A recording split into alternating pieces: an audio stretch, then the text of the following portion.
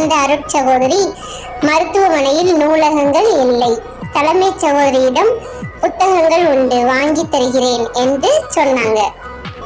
அதன்படியே 2 புத்தகங்கள் வாங்கி கொடுத்தாங்க. ஒன்று இயேசு கிறிஸ்துவின் வாழ்க்கை வரலாறு, மற்றொன்று புனிதர்கள் வரலாறு. அந்த 2 புத்தகங்களையும் மிக ஆர்வத்துடன் வாசித்து முடித்தார். புனிதர்களின் வாழ்க்கை முறை அவருடைய எண்ணங்களை மாற்றியது.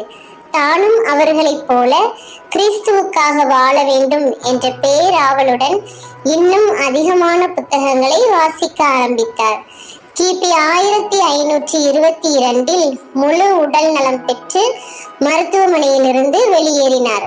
அவர் வெளியே வந்தபோது கிழிந்த உடையுடன் காணப்பட்ட ஒரு முதியவரிடம் தனது ஆடைகள் அனைத்தையும் கொடுத்தார்.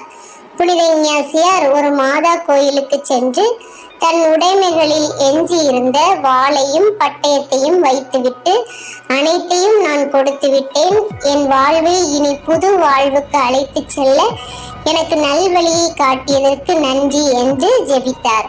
அதன் பின் மான்ரேசா என்ற மருத்துவமனைக்கு சென்று தங்கினார். அங்குள்ள முதியவர்களுக்கு பணிவிடை புரிந்தார். மருத்துவமனையில் தங்குவதற்காக முதியவர்களுக்கு பணிவிடையும் உணவிற்காக பிச்சையும் எடுத்தார். மீதி நேரத்தில் ஒரு குகையில் சென்று ஆன்மீக பயிற்சியும் தியானமும் செய்தார். தினமும் 7 மணி நேரம் இதற்காக செலவழித்தார். தன்னை பற்றியும் கடவுளை பற்றியும் அதிக ஞானமும் அறிவும் பெற்றார். 1523 ஆண்டு ரோமுக்கு புனித பயணம்